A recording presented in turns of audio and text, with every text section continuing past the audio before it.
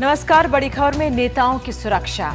रांची में आज एक होटल से 27 लाइव बॉम्ब्स मिले। झारखंड की राजधानी जो पटना से 350 किलोमीटर की दूरी पर है, ये बरामदगी एनआईए की टीम ने झारखंड पुलिस के साथ मिलकर की है।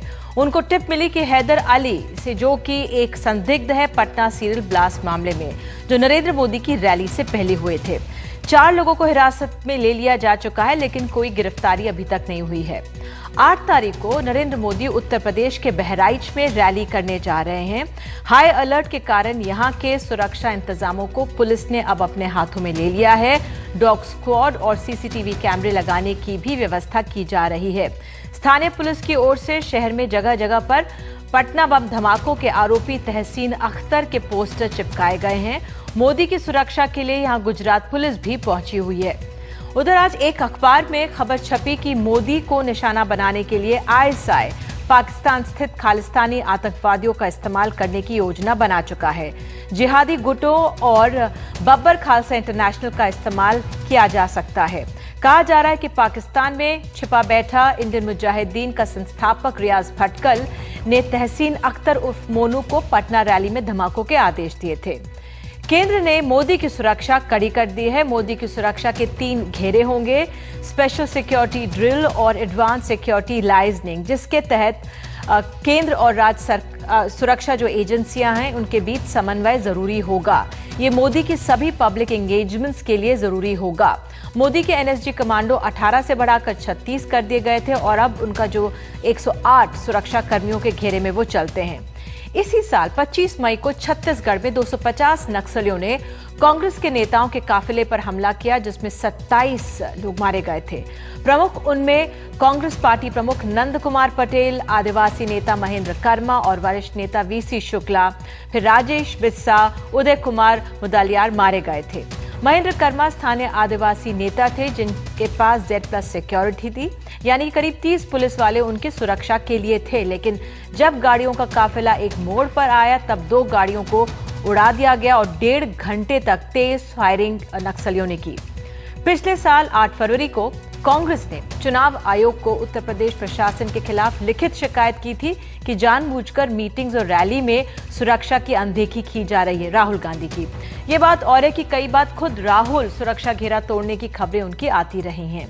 तो सवाल यह है कि इस चुनावी गहमागहमी में लगातार मिल रही धमकियों के बीच नेता कितने सुरक्षित हैं।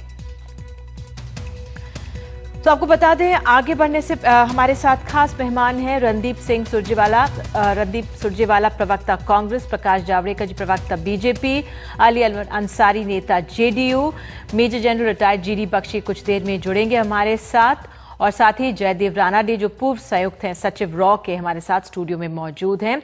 लेकिन आगे बढ़ने से पहले उत्तर प्रदेश के बहराइच से कुछ दृश्य हमारे पास हैं, वहां की पुलिस क्या कह रही है, आइए आपको सुनाते हैं। इंटेलिजेंस विभाग को भी सतर्क कर रखा है, शुरू से वो लगी हुई है। कहीं कोई इन्फॉर्मेशन होती है तो उस हिसाब से कार्रवाई की जाएगी। सीमा पर हम चेकिंग भी करवा रहे हैं कि इसमें वहाँ से कोई संचालित ना हो किसी तरह की गतिविधि, और इस तरह हम पूरी तरह मुस्तैद हैं, सतर्क हैं। आज हमने इस कार्यक्रम स्थल को अपने सुरक्षा घेरे में तो ले लिया है और इनके आयोजकों द्वारा सुरक्षा के पुख्ता इंतजाम के लिए इनसे वार्ता की गई, इनको आवश्यक दिशा निर्देश दिए गए हैं। चूँकि माननीय मुख्यमंत्री गुजरात उनकी Z+ सिक्योरिटी है, उसी के स्तर की हम सुरक्षा व्यवस्था करेंगे।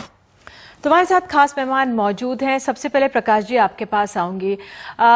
जिस तरह से आपके प्रधानमंत्री पद के उम्मीदवार जो हैं तमाम अखबारों में आज आपने देखा, और जो थ्रेट्स उनको मिल रहे हैं, जाहिर तौर पर पार्टी के अंदर चिंता होगी उसको लेकर।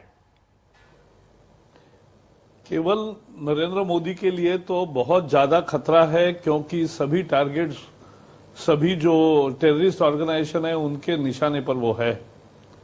लेकिन हमने ये स्थिति पार्टी की नहीं है, केवल सोनिया जी है, समझो राहुल जी है, क्योंकि 2 प्रधानमंत्रियों की पहले भी हत्या हुई है, तो अपने प्रधानमंत्री है, और जो भी खतरे में है, जिनके पास ऐसी धमकियां आती है, और निशानदेही बाला साहब ठाकरे हुआ करते थे निशाने पर, तो ये सभी नेताओं की सुरक्षा एक गंभीर मुद्दा है।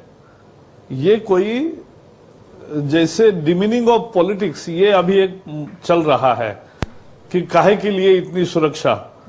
आम आदमी को 746 लोगों को एक पुलिस नहीं और एक आदमी को 746 पुलिस, ऐसा जो आता है एक तो वो सही नहीं है। प्रकाश जी वो देखो, बात वो देश उस के पहलू पे नेता जाएंगे, उस पहलू पे जाएंगे और उसको डिस्कस करेंगे, लेकिन पहले जो मेरा आप सवाल आपसे था और आपने कहा कि चिंता है नरेंद्र मोदी की, लेकिन आपने ये कहा है तमाम और नेताओं का नाम आपने जिक्र किया। रणदीप जी आपके पास जिस तरह से केंद्र में आपकी सरकार है, लेकिन एक तरफ चुनाव सामने हैं और जिस तरह से खतरा है नरेंद्र मोदी को, लगातार जो खबरें आ रही हैं केंद्र के लिए भी चिंता की बात होगी और लगातार चाहे वो विपक्ष के एक तरफ से एक नेता सामने आ रहे हो, लेकिन सुरक्षा का दायित्व केंद्र पर आ जाता है। देखिए यकीनन सुरक्षा का जहां तक प्रश्न है, वो नेता सत्ता पक्ष हों, वो नेता विपक्ष हों, वो चाहे रीजनल लीडर्स हों, क्षेत्रीय नेता हों, सबकी सुरक्षा सार्वजनिक जीवन में चिंता का विषय है। मैं प्रकाश जी से पूर्णतः सहमत हूं। और पटना ब्लास्ट के बाद भारत सरकार ने कुछ नए मेजर्स श्री नरेंद्र मोदी की सुरक्षा को लेकर लिए हैं। जैसे उदाहरण के तौर पर अब ASL जो है, एडवांस सिक्योरिटी लाइसेंस जिसको हम कहते हैं अंग्रेजी में, उसको कंपलसरी बना दिया गया है, जिसमें स्टेक होल्डर्स यानी कि पॉलिटिकल पार्टी, लोकल पुलिस और IB और CID तीनों मिलकर पहले मंत्रणा करेंगे, सिक्योरिटी के सब पक्षों की जांच करेंगे और सब पक्षों के ऊपर बाकायदा ASL में एक लिखित रिकॉर्डिंग की जाती है जो जो मुद्दों पर सहमति है और जैसे जैसे सुरक्षा का प्रावधान होगा। इसके अलावा भी उनके पास 32 किसी समय पर NSG के कमांडोज तैनात हैं। गुजरात की पुलिस के SP और दूसरे अधिकारी हमेशा साथ रहते हैं और भारत सरकार ने सभी प्रांतों को एडवाइजरी इशू की है कि जहां जहां सिक्योरिटी लाइसेंस का इशू है, इस पर मैं आऊंगी। और क्या ये पटना ब्लास्ट से पहले ये मसला सामने आया था, इस पर मैं आऊंगी, लेकिन पहले जो हमारे सिक्योरिटी एक्सपर्ट्स हैं उनसे बात कर लेते हैं। जयदेव जी आपसे, मोदी, नरेंद्र मोदी को खतरा, ये सिर्फ हम इसको कितना गंभीर समझें? ये बहुत ही सीरियस है, क्योंकि अभी जो इलेक्शन मोड में हम आए हैं और ये प्रधानमंत्री के कैंडिडेट हैं, एस्पिरेंट है, तो बहुत ही सीरियस मसला है। और मेरे ख्याल से जो हमको थोड़ा ब्रॉडर व्यू लेना चाहिए इसका, जो पाकिस्तान से एफर्ट्स हो रही हैं, अभी जो बब्बर खालसा के बात कर रहे हैं और खालिस्तान मूवमेंट को फिर शुरुआत करने के प्रयास में लगे हुए हैं पाकिस्तानी लोग, तो उनका ये ऑब्जेक्टिव है कि अगर मोदी पे अटैक हो जाए या कोई ऐसा हाई वैल्यू टारगेट पे अटैक हो जाए, तो सोशल फैब्रिक जो है इंडिया का, जो सोसाइटी जो है, वहाँ पे बहुत साइकोलॉजिकल इम्पैक्ट होगा, एडवर्स साइकोलॉजिकल इम्पैक्ट होगा। तो एक तो उनका वो मतलब, दूसरा जो बाकी के उम्मीदवार हैं उनके कार्यक्रम में और उनके जो प्रोग्रामिंग है उसमें भी रुकावट आ जाएगी, शायद कम्युनल क्लैशेस भी बढ़ सकते हैं।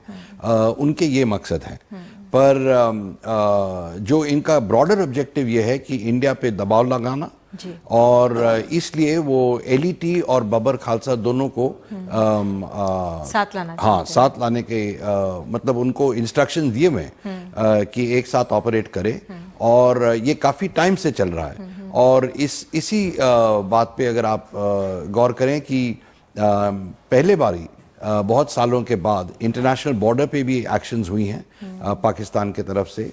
और एक और एक्सपर्ट मिस्टर प्रकाश सिंह से मैं जब फोन पे बात कर रही थी, उन्होंने मुझे बताया कि एक अरसे से जिस तरह से बब्बर खालसा जो बाहर है उनकी फंडिंग की जाती रही है, अब उनको कहा जा रहा है हम आपकी फंडिंग रोक देंगे अगर आप कुछ यहाँ पे ऐसा ना करें, आई मीन ऐसा आप करिए, जब तक नहीं करेंगे तो हम क्यों आपको फंड करें।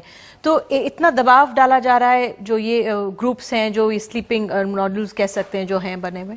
देखिए इसकी मतलब ये पॉइंटर्स बहुत पहले भी आए हुए हैं। इनके एक रिटायर्ड ISI के जनरल थे नसीर, उनको इंचार्ज बनाया था गुरुद्वारा प्रबंधक कमेटी का पाकिस्तान में, तो लिंकेज तो बहुत ही साफ है।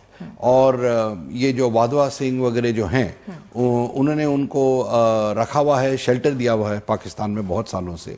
नेचुरली अब वो कह रहे हैं कि जब टेररिज्म का जोर लगा रहे हैं और अंदर इंडिया के अंदर वो कह रहे हैं कि कुछ शुरुआत किया जाए, तो बाबर खालसा एक सामने आती है, एक ऑर्गेनाइजेशन जो वो इस्तेमाल करना चाहते हैं।